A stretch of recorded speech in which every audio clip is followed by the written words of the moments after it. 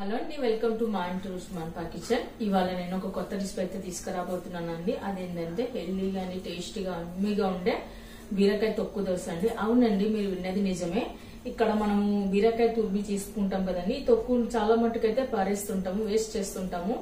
అయితే ఈ తొక్కు వలన చాలా ప్రయోజనాలు ఉన్నాయండి. హెల్త్ కూడా చాలా మంచిది. ఫైబర్ ఎక్కువ ఉంటుంది, బి విటమిన్స్ ఉంటుంది, జల్దీ త్వరగా డైజెషన్ అవుతుంది, పొట్టొబ్బరం తగ్గిస్తుంది.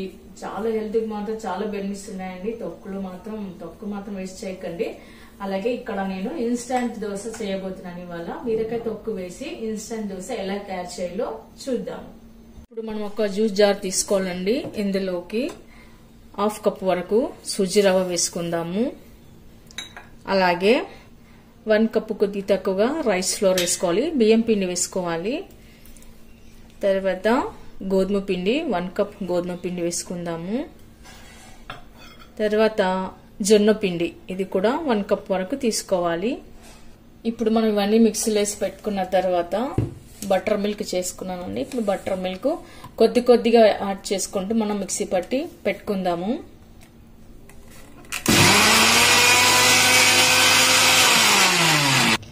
ఇలా గ్రైండ్ చేసి పెట్టుకున్న తర్వాత కొద్దిగా వాటర్ కూడా వేసుకోవాలి. ఇప్పుడు మనం మిక్సీ పట్టి పెట్టుకున్న తర్వాత పిండి బ్యాటర్ అనేది ఇలా స్మూత్ గా రావాలన్నమాట. ఇలా స్మూత్ గా వస్తున్నాయి దోశలు అంటే చాలా సాఫ్ట్ గా, మృదుగా, చాలా టేస్ట్ గా చాలా బాగా వస్తాయి. స్మూత్ గా చేసి పెట్టుకున్న ఈ బ్యాటర్ ని మనం ఒక బౌల్లోకి వేసుకొని పెట్టుకుంటాము.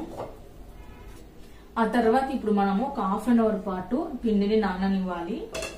మనం ఒక స్మాల్ సైజ్ చట్నీ జార్ ఉంటుంది, ఒక మిక్సీ జార్ తీసుకొని అందులోకి తురిమి పెట్టుకున్న బీరకాయ తొక్కును వేసుకుందాము. ఆ తర్వాత 1 కప్పు కొత్తిమీర, తర్వాత 2-3 పచ్చిమిర్చి, కారాన్ని బట్టి మిర్చి వేసుకోండి. అలాగే చిన్న అల్లం ముక్క, ఇప్పుడు కొద్దిగా జీలకర్ర కూడా వేసుకోవాలి. సాల్ట్ కొద్దిగా. ఇప్పుడు ఇదంతా ఫైన్ గా మిక్సీ పట్టి పెట్టుకుందాము. కొద్దిగా వాటర్ వేసుకోవాలి. ఇలా స్మూత్ గా మిక్సీ పట్టి పెట్టుకున్న తర్వాత మనము నానేసి పెట్టుకున్న దోశ పిండిలోకి మిక్సీ పట్టి పెట్టుకున్నది బీరకాయ పొట్టు పేస్ట్ ని వేసుకోవాలి. ఒకసారి ఇలాంతా కలిపి పెట్టుకోవాలి. మనము బ్యాటర్ నంతా ఇలా కలిపి పెట్టుకున్న తర్వాత కట్ చేసి పెట్టుకున్న ఆనియన్ వేసుకోవాలి. అలాగే సన్నగా కట్ చేసి పెట్టుకున్న కరివేపాకు, క్యారెట్ తురుము, సాల్ట్ తగినంత. ఇప్పుడు ఒకసారి అంతా బాగా కలుపుకొని పెట్టుకోవాలి. తర్వాత ఇప్పుడు కొద్దిగా వంట సోడా వేసుకుందాము. ఒకసారి కలిపి పెట్టుకుందాము.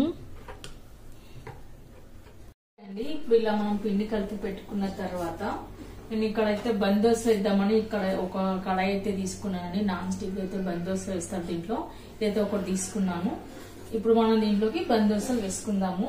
మీ దగ్గర ఇది లేదంటే మామూలు దోశ అయినా వేసుకోవచ్చు. కొద్దిగా ఆయిల్ వేసుకుందాము.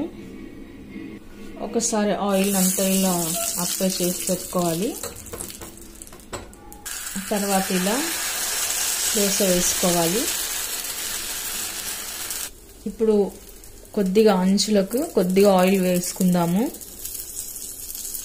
ఇప్పుడు లోపల పిండి మొత్తం కుక్ అవ్వాలంటే మనం 2 మినిట్స్ మూత పెట్టుకొని ముచ్చుకోవాలి. ఇక్కడ మంట నేను లో ఫ్లేమ్ పెట్టుకున్నానండి. ఇలా పెట్టుకున్నప్పుడే మనకు పిండి అంతా మధ్యలో కూడా ఉడికిపోతుంది. లేదంటే త్వరగా మాడిపోయే అవకాశం ఉంది. పైన అంతా మాడిపోతుంది, లోపల పిండి అలానే ఉంటుంది. కాబట్టి మనం లో ఫ్లేమ్ పెట్టుకొని మనం కాల్చుకోవాలి. చూడండి, పిండి అంతా పైన కూడా ఇలా ఉడికిపోయింది. ఆ తర్వాత మనం తిరిగేసుకొని కాల్చుకోవాలి.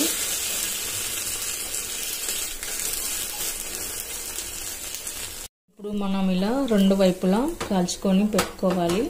చూడండి ఎంత బాగా కాలిందో. చూడ్డానికి కూడా చాలా చక్కగా చాలా బాగుంది కదండి. చూడంగానే నూరు ఊరిపోతుంది. అంత టేస్టీగా అంత బాగుంటాయి ఈ దోశలు. మనం ఇప్పుడు మిగిలిన దోశలు కూడా ఇలానే వేసుకొని పెట్టుకుందాము. ఒక ఓకే అండి, చూసారుగా ఈ బన్ దోశ చూడడానికి తినడానికి కూడా చాలా బాగుంటుందండి. చాలా టేస్ట్ గా ఉంటుంది. లోపలంతా పిండి ఉడికిపోయి చాలా బన్ లాగే ఉంది చూడండి. చాలా టేస్ట్ గా చాలా బాగుంటుంది.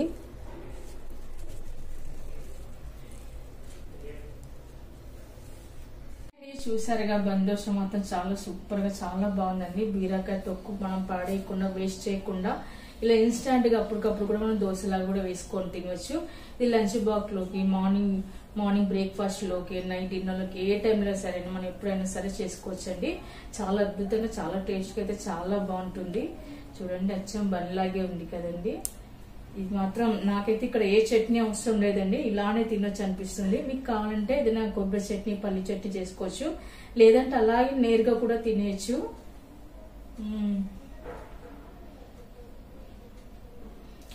పైన సాఫ్ట్ గా లోపల మృదువుగా చాలా బాగున్నాయండి. చాలా మెత్తగా అచ్చం బండ్లాగే ఉన్నాయి. చాలా టేస్ట్ గా చాలా బాగున్నాయండి. మరి మీరు కూడా ఒకసారి ట్రై చేయండి. మీకు ఎలా కుదిరిందో కామెంట్స్ లో పెట్టండి, లైక్ చేయండి, షేర్ చేయండి. మరిన్ని వీడియోల కోసం మన ఛానల్ తప్పకుండా సబ్స్క్రైబ్ చేయండి. Thank you for watching.